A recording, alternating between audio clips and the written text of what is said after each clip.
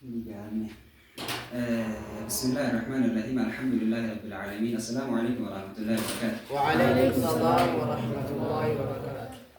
دبي قريسي تطلو خاغريس تيسيس دفتي بكتي يعني بيتا يعني أكنتي دفو هنا فيدو جرا كنا هنتي بكنا هنتي كمرة بين كاسين في دمنا ودمن تاو جرو أكنما تكاي جرا تناغتي جيتون مركانو من دي وسمو بكتاو تي المعادلة جلتاني اللي قبل كابو مناسبة بكتنا جين دقي سنيف الحمد لله رب العالمين. الحمد لله رب العالمين. الحمد لله رب العالمين. الحمد لله رب العالمين. وهند درا ربي كينيا عقل دومو ربي سبحانه وتعالى مالجا مالك جناني إن الله يخلق ما يشاء ويختار ربي وأنفري وماسي وأنفري مرتتا وما تنهم كيساو والكتيسي وميتي سان كيسا مرتتا ربين أنبيوتا كان هنداه إرهيدي أنبيوتا كان كيسا نما هنگا مرتتا علو الأزم جي ورغرتي سلام مرتتا كبا أكسما غرتي أمتا دنيا تنرجو هنداه كيسا أمني هندورار دبران نتي ورا أسري بودا سني أسري بودا مكان مغرباتي نوافي ummanni hanga gartee ganama irraa kaasee hanga asiriidhaan hundura dabalanii jiran ummanni gartee 69 kanii fi gartee akka ummata keenyaa kana gurguddoo ta'aniitu dabalanii jiran kana hunda keessaa rabbiin ummata nabi Muhammad sallallahu alaihi wasallam baratate akkasuma rabbiin ilma namaa kana hundaa'u amaanaa gizeenii fi jalqaba uumu waan gartee silaa inni hojjetu hunda garaa isaa keessa murteessaa fi akkanatti yeroo barnootaa kana nuuf mijeessee akkanatti walirratti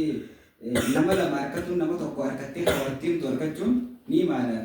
barattee nama tokko nama hunda kanarratti miti warri duraanii amma nuti nama hedduudha yoo xiqqaate nama 20 numa keenya yoo kalabbee fi haas jiru wajjin nama kana itti himattu hagattaa'ee waa si dhaggeeffatu harkattu warri duraaniidha hadiisa tokko ol kaatee himuu kee Boda bakka jabaatus taasisa sammuun ilma namaatuni akka gartee qaamuma ilma namaati misaalli isiidha qaamni ilma namaa yoo nyaattee fi yoonii fi sibiila wayiitti fakkaafte jabaataati akka ati gartee waa yoo dhoytees gartee achuma buuftu si taasisa sammuulleen akkanuma gizeenii fadiitti daleessifte yoo itti dubbifte yooniif itti himte yoo itti xiinxalte si jabaachaa si bal'achaa deemti akkasitti gartee sa'aa tana anga gartee daawaa isinirratti gartee godhuudhaaf odoonii fi hin ta'ini na yaamnaanumaan gartee asitti awwaadde hunda keessanuu rabbiin ammallee gubbaan ilmi rabbii itti isiniif haa dabalu ilmi barakaa qabdu rabbiin isin haa barsiisu ilmiin tabarakaa qabdu yoonii fi gartee ilmiin jechi namaatii fi hojiin illee qabeenyi illee waa hunda keessa barakaadha malee kalaalamu guddateedhaafi miti ilmi hangana qabaateedhaafi miti ilmi xiqqoo qabdu ta'e kalaasa qabdu tabarakaa qabdu rabbiin nu haa barsiisu rabbiin godha galmaangee rabbiin nu haa taasisu yeroo hunda caalaa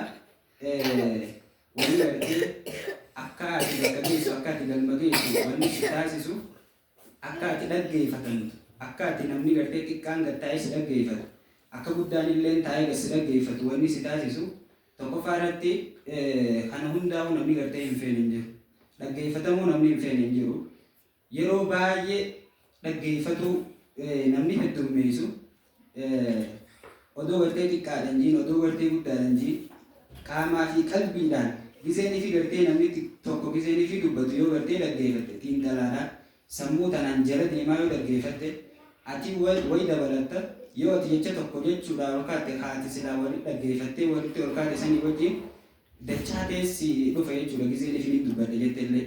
akkasitti gartee warra dubbachuu caalaallee maaliifi namni akka gartee kaayyoo takka galmaan ga'uudhaafati waan takka galmaaniin gaa jechuudha nama gartee silaa itti hidhattu laaluun murteessaa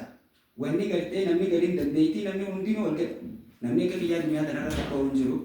akka abaluutis tokko hin jiru namni hundinuu ati gartee wanni akka ka'e si taasisu atuma mataa keetiitu bakka gartee ati barbaadde san niin gaayoo jette sumaatu waa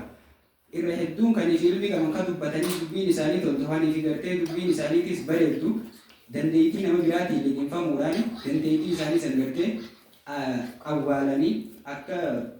wanni gartee nama dhaabbatu dheeraa yookaan guddaa si fakkaata jedhaniif waanumatti teessee ilaaluuf jirtuufi yoo atis ol kaate namni kun hundinuu wal waqe